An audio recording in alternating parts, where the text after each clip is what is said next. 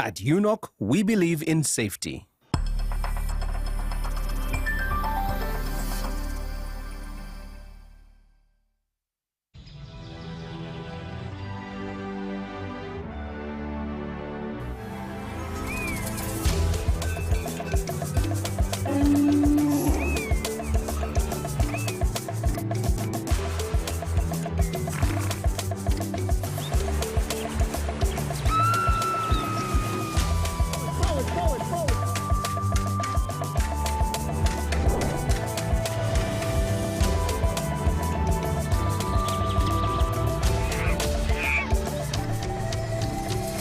Uniquely ours. Explore Uganda. When you want to relax your body and refresh your mind, welcome to Hotel La Confidential, Aroa's premier destination for luxury and comfort. The only hotel in Aroa City offering a serene atmosphere, breathtaking scenery. Come and discover our exclusive wellness club with packages that include a fully equipped gym, a rejuvenating sauna, steam bath, and a great sky blue swimming pool. For events, our state-of-art conference halls and versatile event spaces are perfect for hosting shows, wedding receptions, birthdays, and more. Come and enjoy our cinema hall and unisex saloon, all designed to meet your entertainment and grooming needs. Bring your family and let your kids splash around in our beautiful kids water park. We are located on Aroa Pakwachi Highway in the heart of Aroa City. Don't wait. Visit us on www.hotelconfidential.com or call us on 0761 688 181. Taxation is a bit complicated, and the only way to demystify it and make it as easy to understand and to comply with is through engagement. Is there a limit to the number of cars a returning citizen is bringing into Uganda? Who has paid the excise duty on this water is not the supermarket which has sold you this bottle at 1,000. It's not the business. It is the man who is going to drink this water. We strongly believe that it will only be through such constructive engagement that we'll be able to broaden our tax base and build our country together. Buza Kamiso now. Now you can get direct answers. Send your tax-related questions via WhatsApp or SMS to 0790-141-887 and the Commissioner General of URA, John Musinguzi, will personally address them. Tune in to UBC News Tonight every Monday and Wednesday for expert insights and clear explanations. Buza Commissioner. Hello, Kampala, Uganda. In response to the national call of strengthening the traffic security, Good Products Group HGO brand has officially launched the Rider Selection Campaign. Registration is now open. Visit www.riders.hgo.com. Complete your registration now for a chance to win exciting prizes including motorcycles, exclusive HGO gift boxes, and official rider vests, all while promoting safe riding awareness. This is how to participate. Pay the registration fee, invite 3 friends to form a team of 4, and your registration fee will instantly be refunded. Begin your journey of honor today. Don't miss this opportunity. Join the challenge, promote road safety, and become a pioneer rider. For details, visit the official Good Products website at www.hgo.com or call toll-free 0800-335-555 or visit our offices at Kingdom Kampala 3rd floor to register now and win prizes worth millions. In a nation hungry for truth, a world where every story matters, there exists a beacon of trust and reliability. For decades, they've been our voice and our window to the world, holding the mirror of our history. With 4 TV stations and 11 radio channels spanning 27 languages, they stand as guardians of information, defenders of truth. With Mascari Heritage Advantage, they uphold every citizen's right to reliable and free information. Their archive stories shaped our past and illuminate our present. Yet now, as new challenges arise and the world evolves, their mission faces its greatest test yet. Be part of our journey and let's navigate the unknown, uncover the untold, and safeguard our future together. Tune into your public broadcaster, for it is the intersection of trust and truth. Because to UBC, your story, every story is Good Morning Uganda Extra.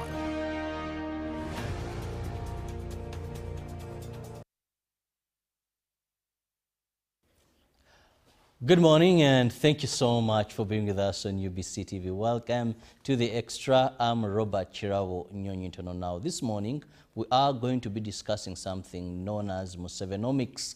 I don't know if you've ever heard of it, but recently we had a conference that ran on this theme. And with me on set I have Dr. Edward Katende, the Executive Director, Uganda Development Forum. He is not a new person if you are to discuss this very topic on this set. We've ever hosted him, more so when you were approaching. That was the Musevenomics conference that happened here in Kampala. If I remember very well, it could have been Mistil Hotel. Yeah, Mistil Hotel here in Nsambia. And of course, there was a very huge turn-up. Now, this morning, we want to more understand what is this thing, why is it important, and why now? Join me, welcome my guest, Doctor. Good morning. Good morning. Good morning, viewers. It's been quite some time. How have you been? So far good. Of course, with a few challenges with my coffee. I had anticipated making a windfall, and then the prices dropped. So I was forced to sell. But nonetheless, I got some good money. And that's the beauty of farming. You just remind me of my friend in Chivinge there, who had bought from farmers, anticipating the price. Now he has it in stores. So that price first went at around 15,000. He said, I'm not selling. Only now. Saying, hey, Robert, I'm determined to sell. But that is farming. Sometimes those happen. But of course, when the boom is high, we do not comment. When prices go down, but by and large, on the issue of coffee, very briefly, you see, coffee has ever been at 4,000, 5,000. Correct. Now, at 8,000, it's not good at all, but it is not the least that we are No, selling. of course, when I was growing my coffee in 2021, the price was 2,500. So my calculations were at 2,500. So now if it goes to 12,000, and then because I sold mine recently at 6,000, but I was warned that the prices are continuing to go down. But even at 6,000, if I go back to my computations of 2021, I'm still okay. Although I would have loved to make much more. Well, that is it. When you have a farmer and meets another, there's always that talk. And of course, we know our backbone is agriculture, though few are in commercial agriculture. Now, Doctor, first, the Uganda Development Forum. Yes. You're the Executive Director. Help my viewer, for better discussion, understand what is this all about? Yeah, we are a think and do tank. Basically two words. Think tank, but in addition to what ordinary think tanks do, we support implementation. So we do research around the particular problem, and then diagnose the problem, recommend solutions, and then hand it over to whoever is responsible for implementation. We then stay to support the implementation process. So I'll give a typical example we are involved in lately is the parish development model. So the president gave us the problem, which was a big number of Ugandans were in the subsistence economy. And he wanted to accelerate the pace at which people were transformed into the money economy. So we gave him some ideas. Of course, he liked them and recommended that cabinet adopt the PDM. So, but when the PDM was adopted, we stayed with the Minister of Finance, with the PDM Secretariat, the Minister of ICT, to support implementation. So along the way, of course, as you implement, whatever you had anticipated may not materialize. There are emerging risks. So you continuously research, look at the emerging risks, recommend solutions to those emerging risks. So that's the difference we have with ordinary think tanks, because for them, once they've done the research, they'll write a policy brief and end there. But for us, we want to ensure that our recommendations are actually implemented. So we go all the way to support implementation. Now, how do you support implementation? PDM is on the way since its launch. Yes. And of course, we've had successful stories. Yes. And we've also had huge challenges as well. So where do you come in? How have you been doing the implementation? Ours is technical support. For example, if we look at PDM, one of the problems was diversion of money. Another problem was that the farmers are not well prepared before they get the money. So eventually they end up not investing in the most profitable enterprises. So we've recently come up with an idea which is based on a farmer field school concept, which has been in Uganda since 1999. We said, let us introduce the farmer field school concept and package it as a practical training center, so that every parish will have a practical training center hosted by a model farmer, so that farmers can learn from each other. So when you get the money, like we have piloted it in 30 districts now, and I'm sure it's now going to be rolled out nationally. But the 500 billion that we are sent in April, in the 30 parish, in the 30 districts, that is 50 million per parish. So we asked those districts, because they divided it into two. So the first batch went in April, and in the second came recently in June. So for the first batch, that meant 50 million to 50 people per parish. So as soon as the community identifies the 50 beneficiaries, those 50 beneficiaries are taken into this practical training center. It's not a building. It's a proper field. You have a coffee farmer or a piggery farmer who is a model farmer in the parish. He knows everything about the enterprise he's doing. So now farmers come to that particular farmer's place with the extension officer, with somebody we call a community-based facilitator. And they all learn together about the science of coffee, but practically, it is a hands-on training and learning. Farmers learn from one another. They will use experiential learning as opposed to training to teaching. So we are now starting to see in those 30 districts very great improvement. And as a result of the pilot, the practical training center concept is now going to be rolled out across the country. But it has been a deliberate process where we work with the local governments, with the PDM Secretariat, the Ministry of Finance, with Enterprise Uganda, and prepare the parishes, the beneficiaries. So that's one of the examples where we come in. We don't get involved in implementation. We provide technical support based on evidence, on research, research on behavior. It could be on available data. It could be on the risks involved in a particular enterprise. Whatever the problem is, we come up with evidence-based recommendations. And then those who are charged with implementation can now start implementing, but with us monitoring the process all the way. Now, that having been said, how you operate, let's look at this term, Sevenomics. Yes. You know, we hear the name of His Excellency, then a bit of economics. What is it all about? Well, Sevenomics comes from two words. One is Museveni, the philosopher, the person that we have studied. The second word is nomics, which is a Greek word, and it means management. It's normally used in law, it is used in economics. So when you combine Museveni and nomics, you come up with the word Musevenomics.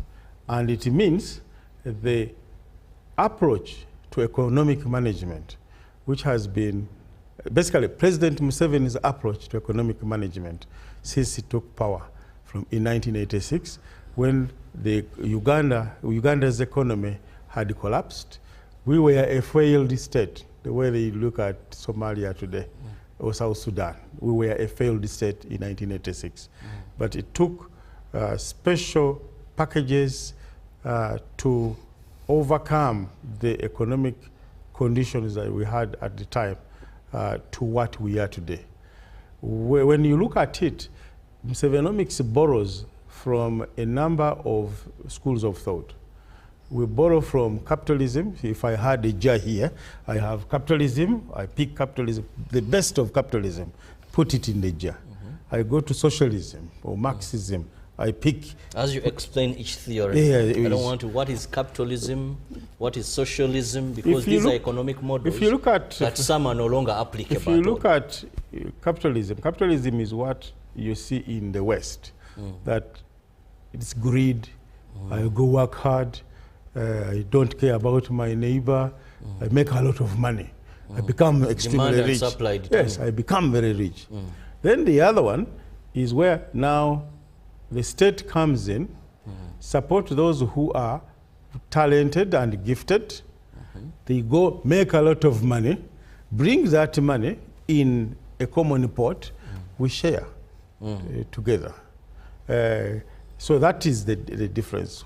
Then the third one is our African models, that as Africans we have our way of doing things. For example, if you're getting married, it is only in Africa that friends and family will come and support you. You may not have even a single coin, but when you say, I am getting married, friends and family will come and support you and throw a very big wedding.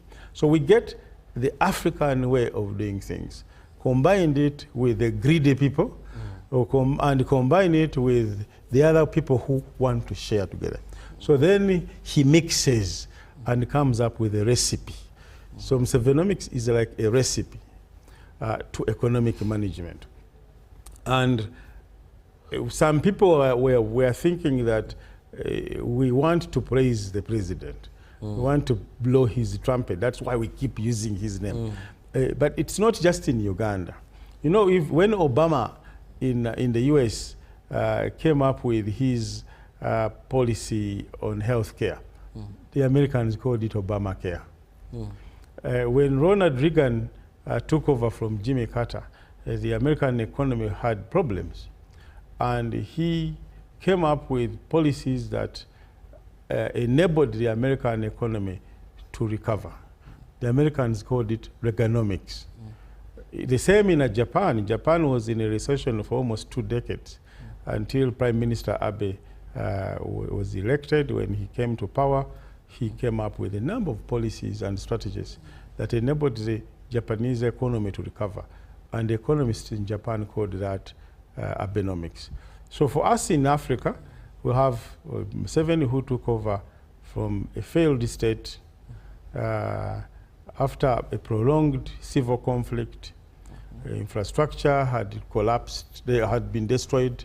Inflation was over 300%. Foreign exchange in the coffers could only last us 2 weeks of importation. So the situation was there. So that situation required a revolutionary method to recover, which over time has now become known as Musevenomics. Well, now the question is, why now? Why now are we seeing you coming up, Musevenomics? Here is a conference, I'm here with you on a talk show. You know, it's been about 40 years. Yeah, we have been promoting Musevenomics, but maybe we have not been as aggressive as now. Because Musevenomics was coined together by economists at Operation Wealth Creation in 2021. In 2022, we held our Musevenomics conference, the first one, at Kaumo, the presidential farm. So over time, we've been talking about it, but not as because we have now intensified. And the reason is that in 2010, the government of Uganda came up with a 30-year vision for our country, and they called it Vision 2040. Now, in Vision 2040 is being implemented using 5-year National Development Plan. They are basically 6 NDPs. So we have so far done 3 National Development Plans. So we have now started the implementation of the 4th Development Plan. So, but as we looked at the mid-term performance of Vision 2040, we are not where we were supposed to be, because our economy was affected during that implementation by a number of factors. Remember, we had the global economic crisis in the 2007, 8, 9, which affected financial markets and many economies. Many businesses collapsed. We had COVID-19 in 2020, 2021, 2022, which up to now we are still recovering from the impact of COVID-19. Then, across the world, countries came up with various policies. In Britain, of course, Britain exited the EU, so they created Brexit, which was now an inward-looking policy by the Conservative government. In the US, they have elected a president who says America first. And as a result, all the support, the budget, off-budget support we are getting through organizations like USAID is no more. As we are looking at all these, even coffee, which is our biggest export, the EU, which represents 60% of our coffee export market, said you cannot import your coffee into the EU area unless you have proved that you have not cut down trees. So climate change and the impact of climate change is real. So then there was geopolitical conflicts, Russia, Ukraine, which, as you remember, some leaders, African leaders, went to Russia to ask Mr. Putin to stop the war so that we can import wheat. But of course, the price of gas was affected, the price of oil was affected. Now, recently, you had Israel having its encounter with Iran and the Middle East conflict. So all these things, while they look to be very far from us, actually affect our economy. But they have come at the time when the president now tells the Minister of Finance to show him whether it is feasible to grow our economy faster. And they developed what they now call the 10-fold growth strategy, meaning that we are going to grow our economy from 50 billion to 500 billion in the next 15 years. So, but this is against all these forces. So you want to move as fast as possible, but you have forces that are pulling you back. So when we looked at that scenario, we said this thing is not new because we have been here before in the past, and we now have a formula, a recipe called Musevenomics, which took us through those tough times. I remember very well when I was young, in the 80s, we had, apart from the war, when Museveni took over, some parts of Uganda were safe, but many rebel groups started coming up. So he had to defeat over 56 rebel groups in the country, and of course criminal gangs. The last war was fought in northern Uganda in 2006. So it took us 20 years to pacify the country. So if you're talking about geopolitical conflicts, we had them. There was a war in Rwanda, there was a war in South Sudan, in Congo has always been fighting. So these, in a way, had to shock our economy at the time, but we overcame those cases. But in the 80s, like 87, we had HIV came and it was killing professionals, it was killing our productive labor force as a country, and we had to handle it. So from that experience of, for example, of how we handled HIV, we were able now to handle COVID-19 effectively, much more than even developed economies. So we feel that within Uganda, we have a recipe, a tool which we can use to overcome these emerging global, local, regional, and global risks that will impact the pace at which we grow our economy. And we want the country to appreciate that recipe, which we are calling Musevenomics, to appreciate it, especially the pillars on which it is anchored, because those pillars can be used by any business, they can be used by any leader at any level of leadership, be it at a ministerial, local government, even in my parish where PDM is, the parish leaders can use these pillars of Musevenomics to cause development and faster development in their area of jurisdiction. Well, they can use Musevenomics pillars, according to Dr. Edward Katende here. But of course, these are the same pillars we are talking about. We are not inventing. Like you said, they have been there, they have been around, just to see how best we can move into this. Allow me to go for a very short break. When I return, I still have the man here with me, and we are discussing this term, Musevenomics, the economics, that includes the three form a merged together to see us continue as a country. I have the man, he's still giving you more matter regarding this. We return. Live from UBC Studios in Kampala, this is Good Morning Uganda Extra.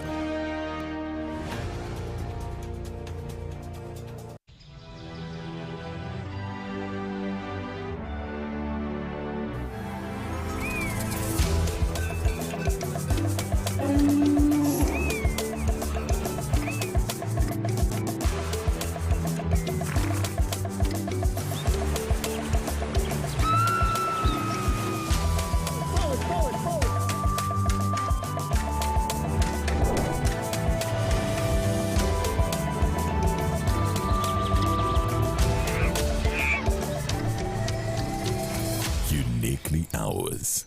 Explore Uganda. When you want to relax your body and refresh your mind,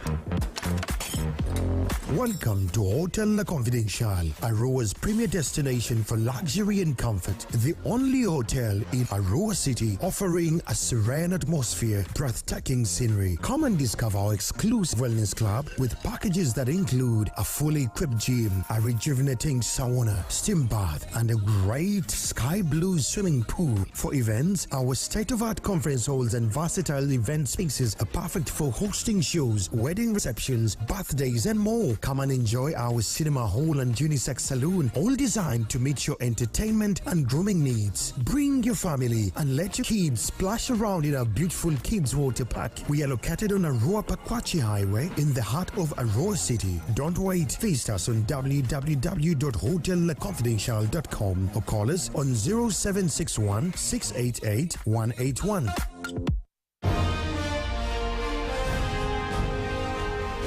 Live from UBC Studios in Kampala, this is Good Morning Uganda Extra.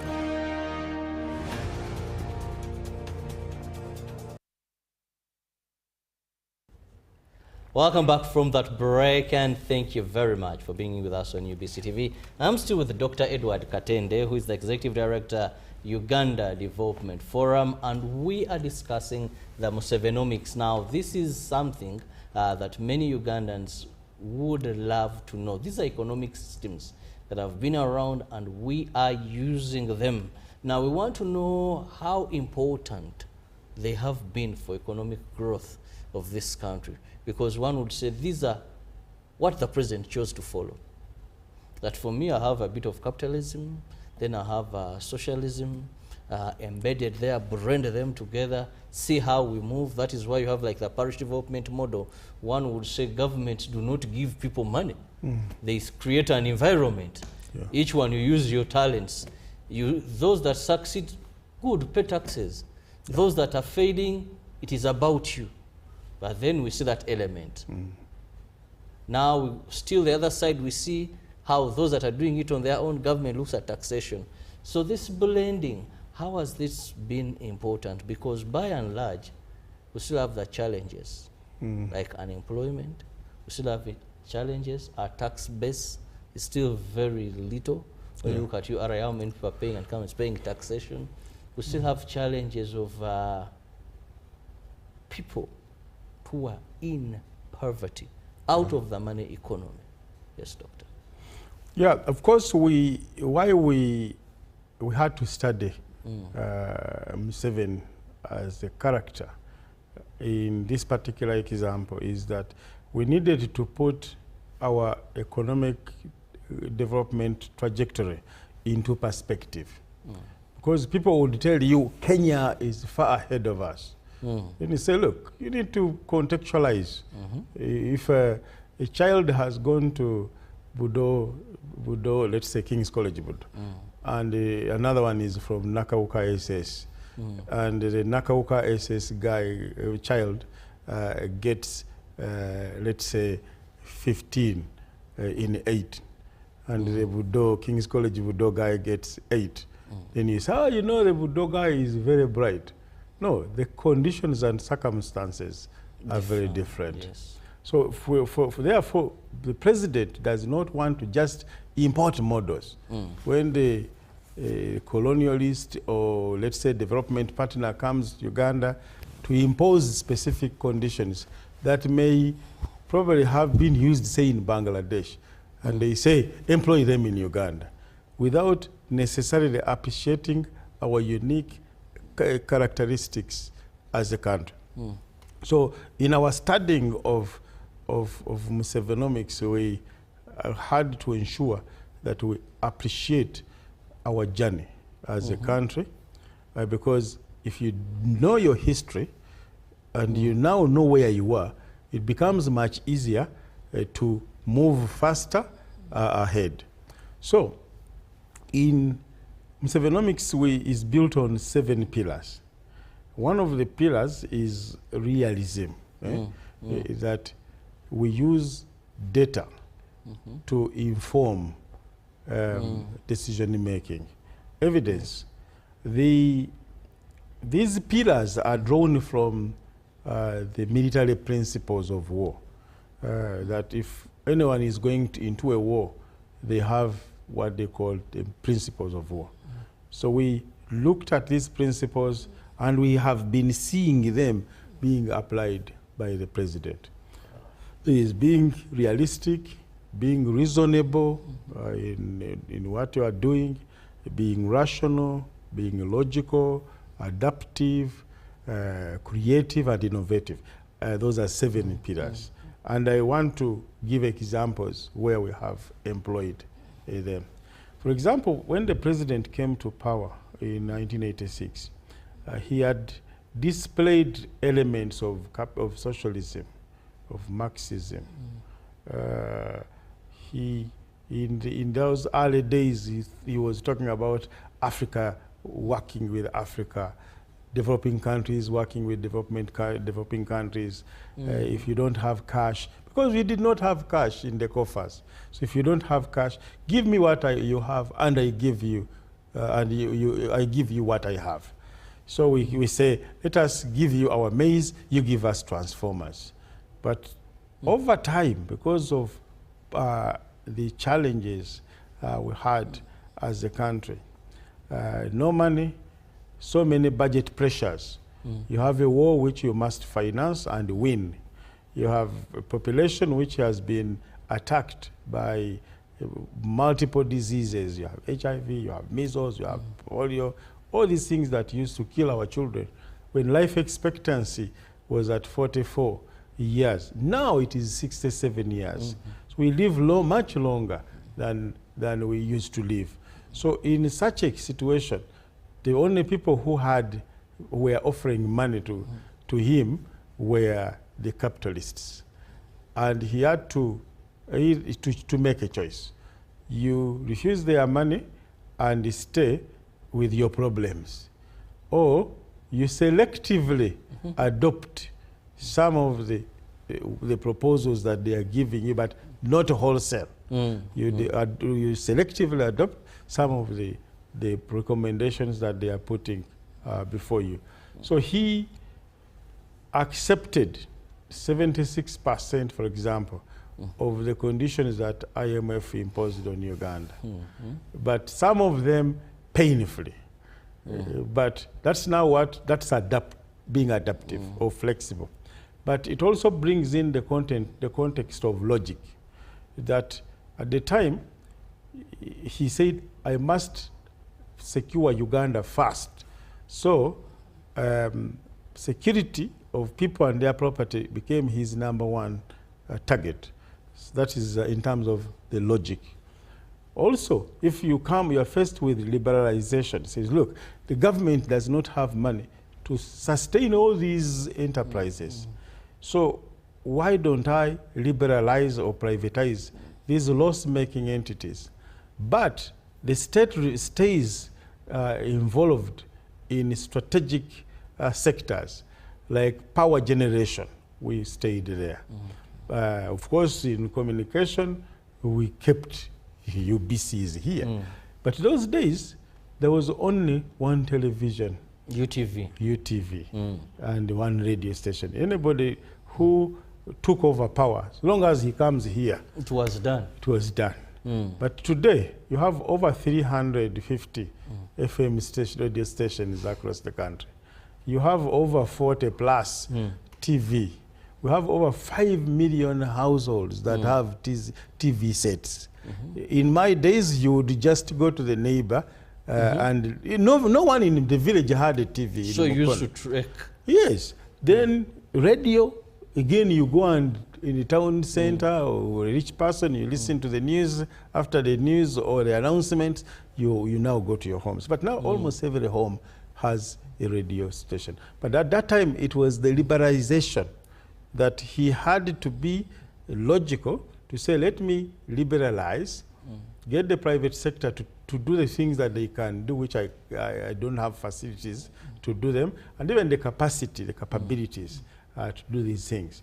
So with the logic, he invests in security first. Then he says, if I want, because he has been preaching about value addition for a very, very long time.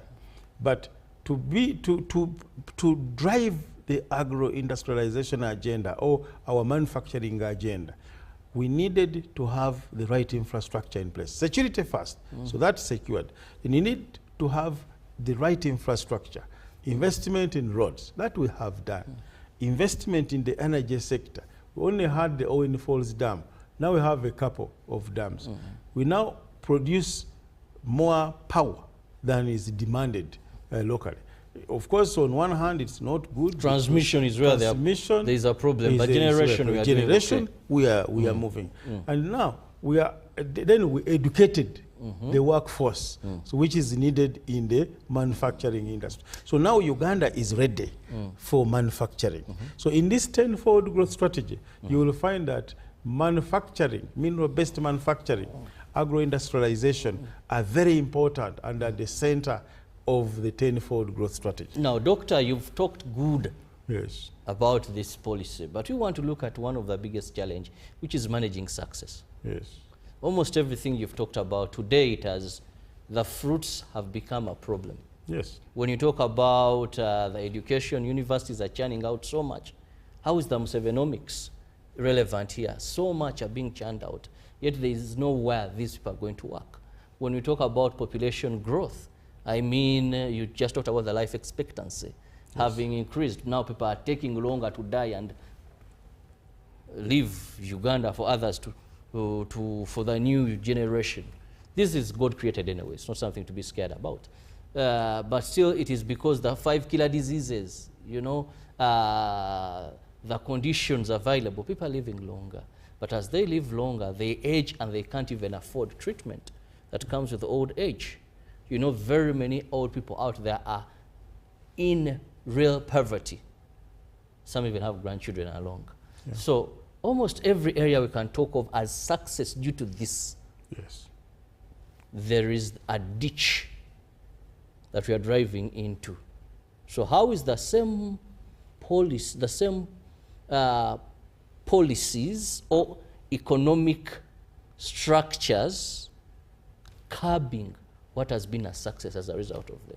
Of course, when you want to become a Ronaldo, you work so hard to become a Ronaldo or Messi. The moment you become a Ronaldo, you have to double or triple your effort, because staying at the top is very tough. So you get so many issues coming, you get targeted by many challengers. So where Uganda is, the foundation has been laid. But the foundation and the successes achieved so far have created a number of problems or emerging risks or challenges. The issue of unemployment. Some people say we have jobless growth, that the economy is growing, but jobs are not growing. But that... And to add on that, you have the biggest population that you're proud of as a country, contributes the least to national development and growth and taxation. Yes. So, since the foundation has been laid, if you look at the 4th National Development Plan, our goal in the next 5 years to 2030 is higher incomes.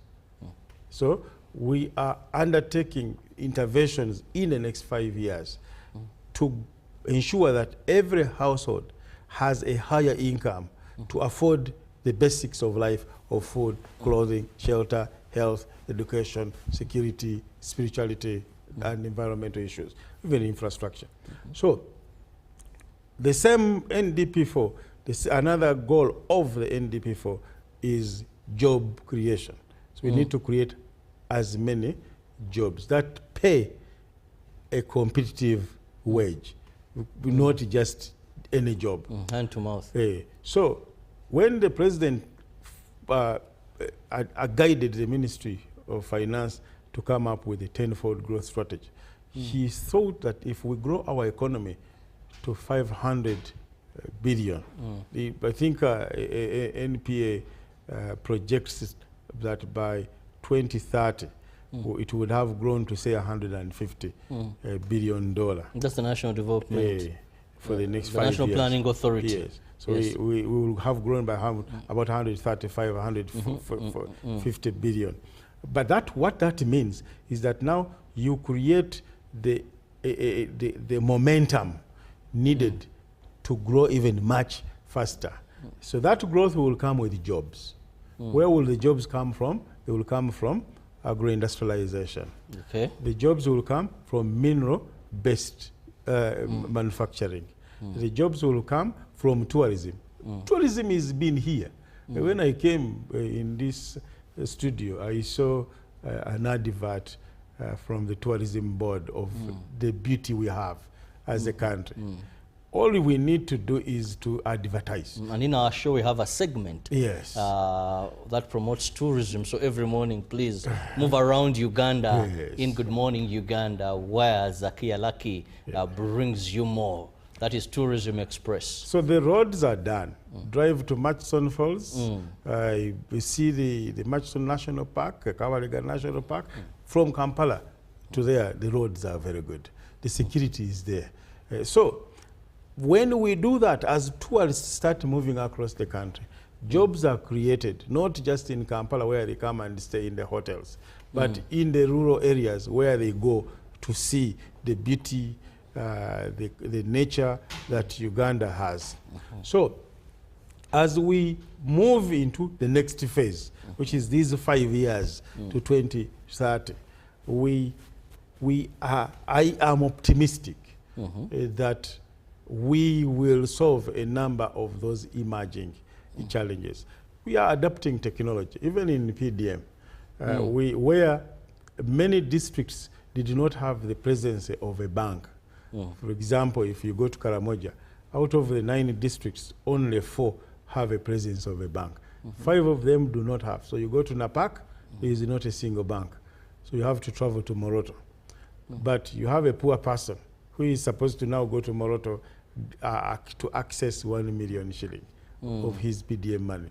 So we, as a government, came up through its banks, a mobile wallet called Wendy, which was developed by Post Bank. So with that mobile wallet, you are now able to reach these farmers in their homes without even having to stress themselves. We are establishing mobile agents or Wendy agents in each and every parish. So every parish will have an agent. So now the dream of financial inclusion is becoming real. So if you sort out financial inclusion, and now the next thing you have to do is to work on other factors of production, because capital, I think, is being addressed. But then you have to work on the other factors of production, like entrepreneurship, which we are also trying to boost in the PDM, in the Myoga programs, and other initiatives, the skilling programs that we have. So improving the quality of labor force that we have, that's another challenge. That we have educated our children, but sometimes they fall short of their skills fall short of the requirements by the employers. So we now need to work like developed countries where you have investor in people initiatives, where you can sharpen your labor force to match the needs of the employment, the private sector or the employers. So initiatives are like, for example, apprenticeship programs where the student will now go learn as they work, earn as they work. So by the time they finish their degree, their diploma, they are very practical and relevant to our economy.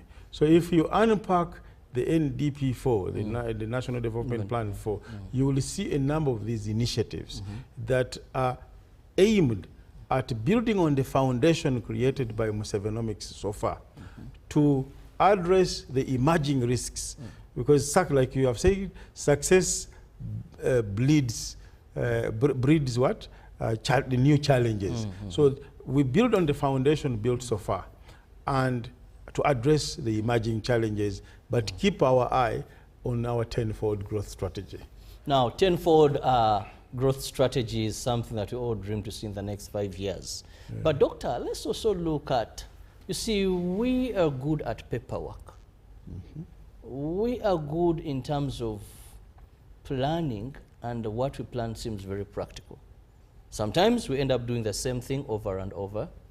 I've looked at, right from the days of Entandikwa, I've been looking at the various interventions that government has put in place, and I want to believe they fall under Musevenomics. Yes. Although I stand to be corrected under that, to aid people out of poverty, the wealth creation, the Entandikwa. I've been looking at NUSAF in northern Uganda, a number of interventions.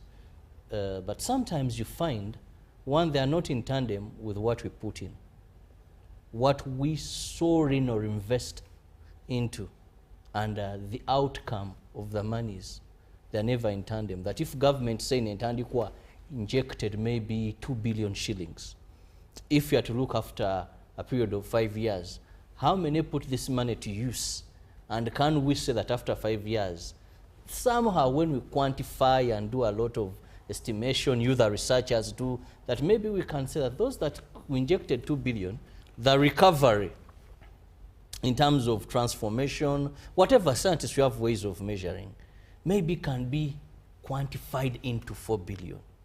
Believe you me, most of these investments are not in tandem with what comes out. Those still, one would say it is a process. Now, we are good at the planning, but doctor, how do we ensure implementation?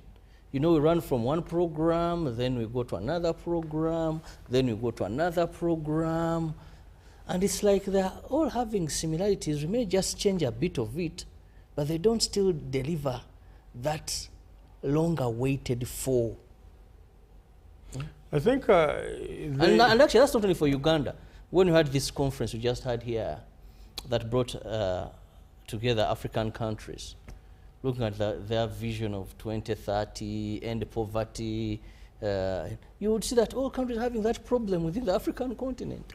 Yeah, but I think there is an issue. The CADAP summit. Yeah. You remember? Yeah, but if you look at, say, CADAP for Uganda, we are not food insecure. End poverty. We had, was it goal 5, end poverty by... Yeah, but you see, you cannot say you can end poverty. Nowhere in the world that you have ended poverty. If you go to New York, if you go to London, the cities I know very well, very rich countries, you'll find the beggars. You'll find the very poor people who are looked after by the state. In London, you have unemployment benefits, so many different benefits, housing benefits. You have homeless people sleeping on the streets of London in the cold. At least here we have the good weather.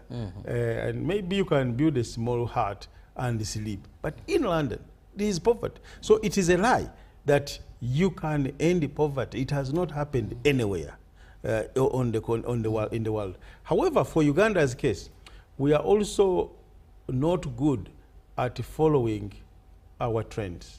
Because I have heard people say our policies are good on paper, but implementation, we don't get results. And that one is also not true.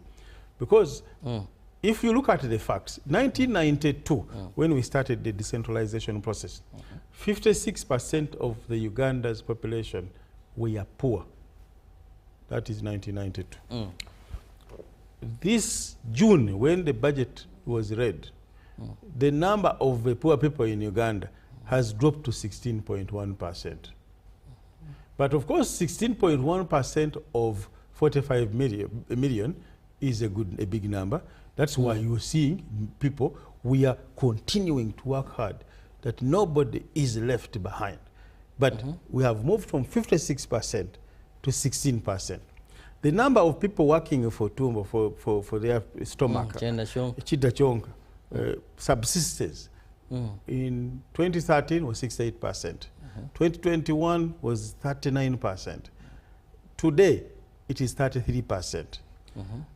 The main reason why Operation Wealth Creation was established in 2013 was to address the number of farmers who were working for the stomach alone. And the evidence is there. The number reduced from 68% to 39%. Uganda is no longer food insecure. If somebody says OWC didn't work, that didn't work. The maize we gave out to people, the beans we gave out to people, the cassava planting materials, and the knowledge and what have you, have contributed to the food security of our country. But we don't look into those things. It is very easy to just look at the paper and then use your imagination without looking at numbers to start criticizing what we have achieved. But the facts speak for themselves. The economy of Uganda has grown 16 times since 1986.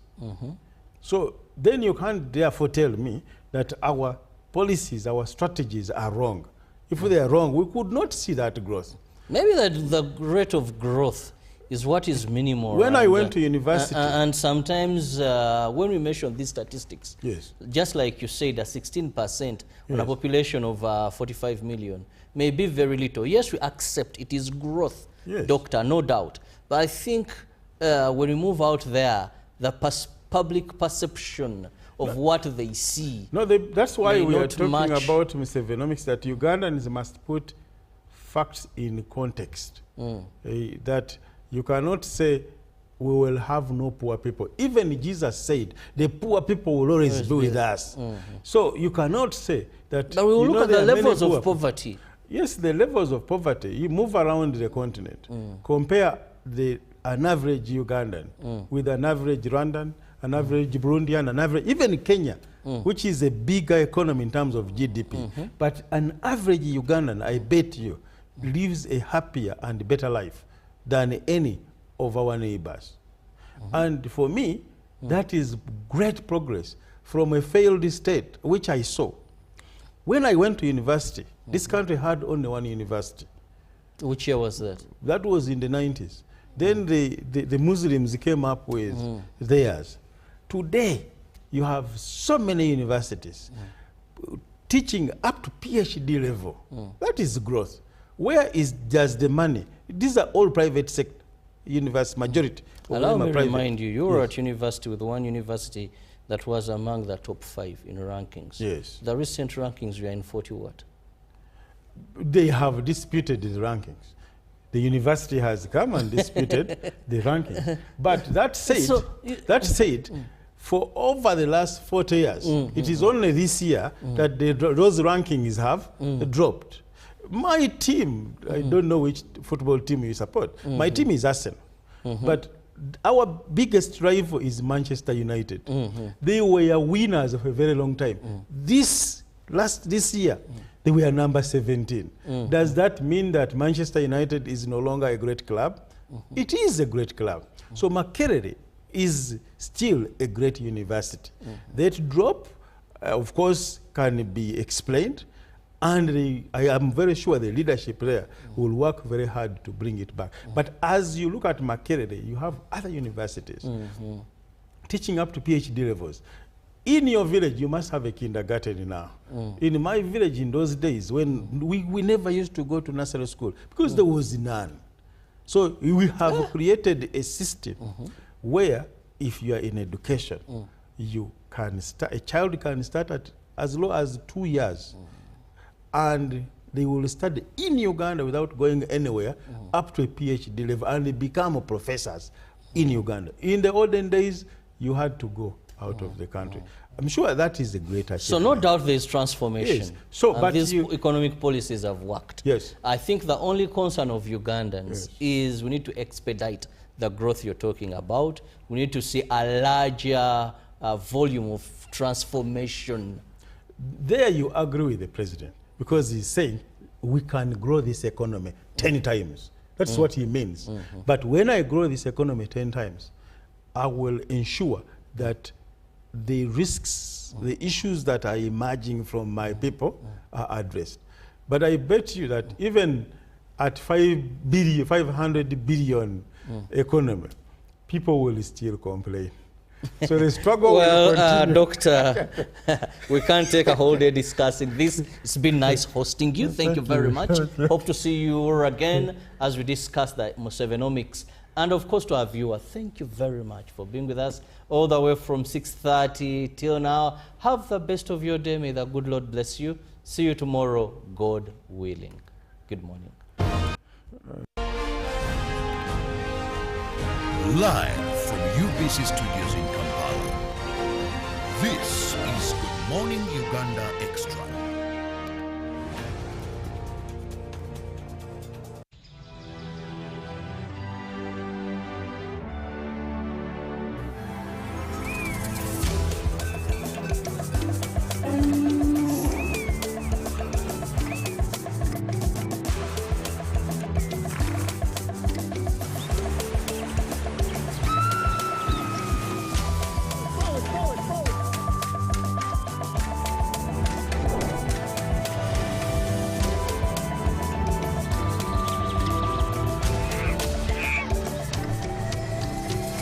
Uniquely ours. Explore Uganda. Step into a world of excellence, comfort and pride with Royal Form Furniture, crafted to perfection right here in Uganda. We bring you state-of-the-art living room furniture and bedding products at affordable prices. Our wide variety of mattresses include